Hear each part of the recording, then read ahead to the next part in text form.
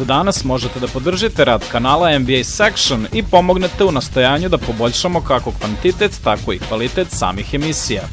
Vidimo se!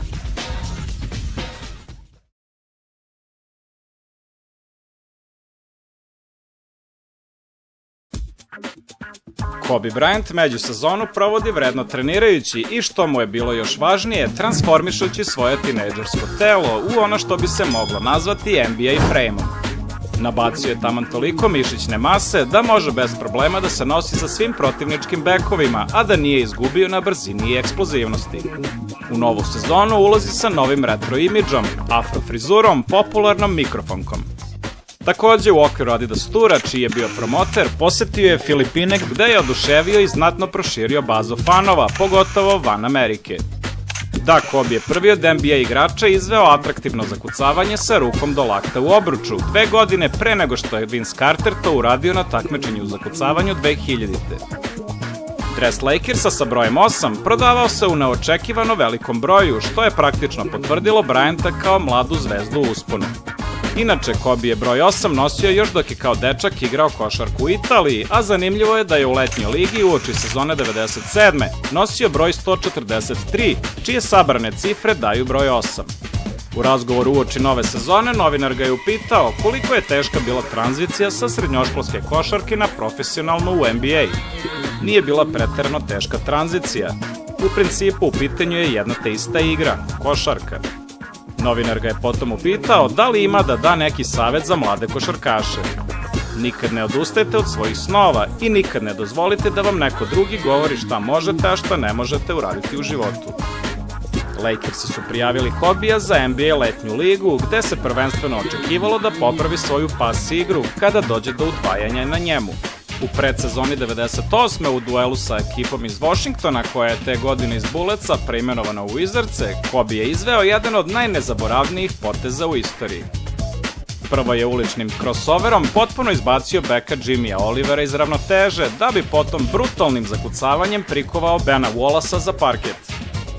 Ovaj potez najavio je jednog novog Kobija, zrelijeg, snažnijeg, fizički mnogo spremnijeg nego u ruki sezoni.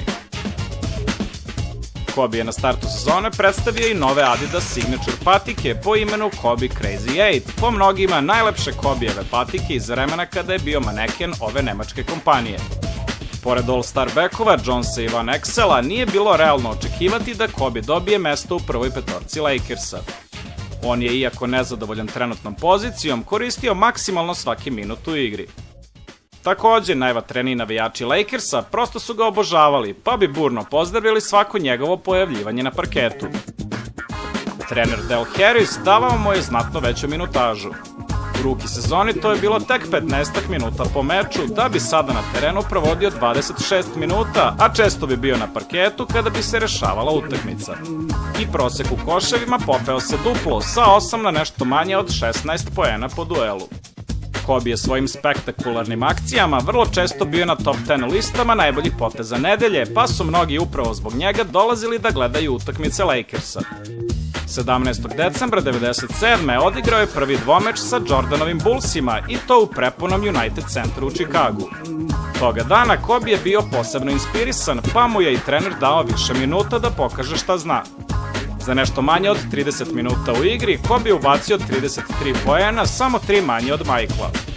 Igrao je košarku sa tolikom lakoćom protiv aktuelnih šampiona i najbolje košarkaša u istoriji košarke. Treba reći da su Lakers igrali bez Shaka i da su ih Bullsi rutinski savladali u ovom duelu 104-83. Na revanš se nije dugo čekalo, pošto su Bullsi u Great Western Forumu gostovali već 1. februara 1998. Ovog puta tim iz LA-a bio je kompletan, a četvorica igrača ubacilo je više od 20 poena, uključujući i Bryanta. Ovog puta Lakersi su bili ti koji su na kraju slavili, i to prilično ubedljivo 112-87. Kobe je nakon meča izjavio: "Uvek je uzbudljivo igrati protiv Michaela.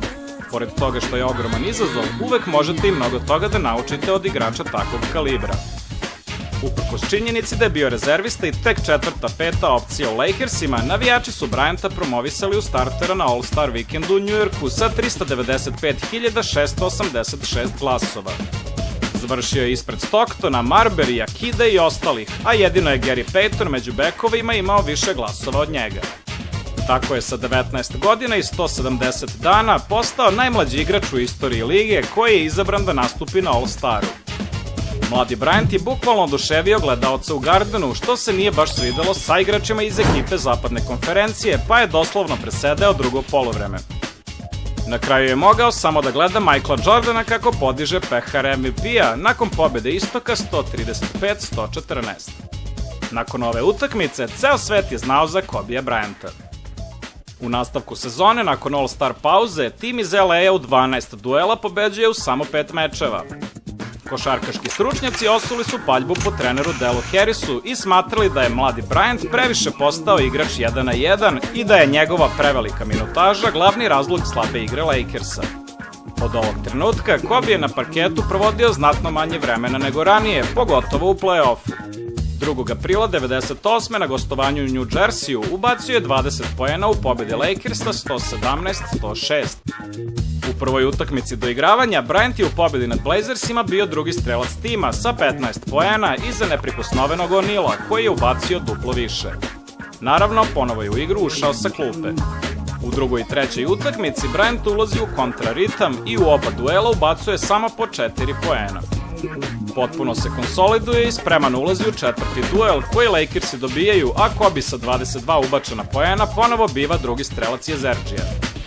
Sa 3-1 u pobedama okončavaju seriju sa ekipom iz Oregona i putuju u Seattle gde su ih spremno čekali Supersonixi predvođeni All-Star duom Gary Payton-Vin Baker.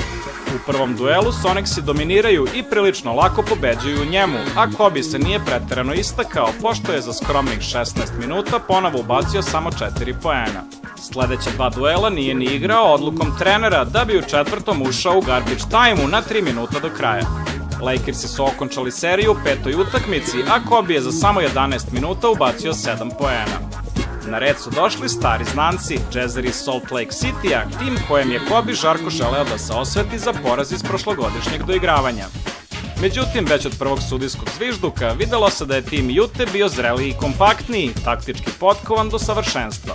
Tim koji je znao da ukoliko se O'Neal zaustavi svim dozvoljenim i nedozvoljenim načinima, njihova pobjeda u ovoj seriji se ne dovodi u pitanje.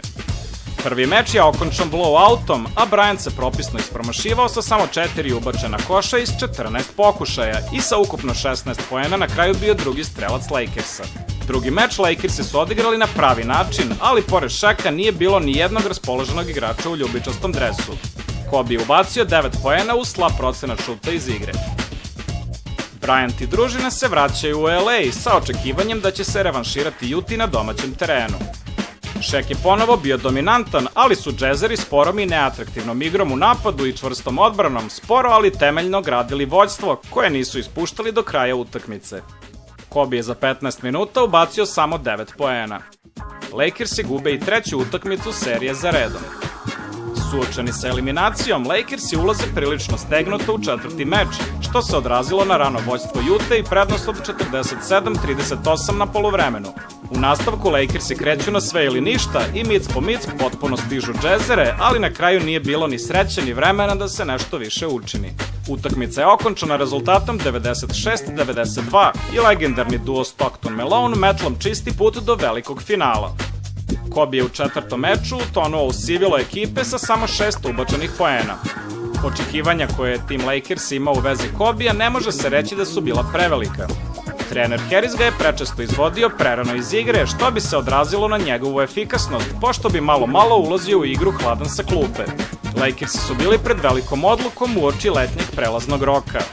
Da li će u istom ritmu nastaviti izgradnju mladog Bryanta ili će tradovanjem miljenika publike i dokazanog All-Star beka Eddie Jonesa potpuno baciti u vatru Kobija kao startera Lakersa na bekovskoj poziciji. Kobe leto provodi u košarkaškoj dvorani.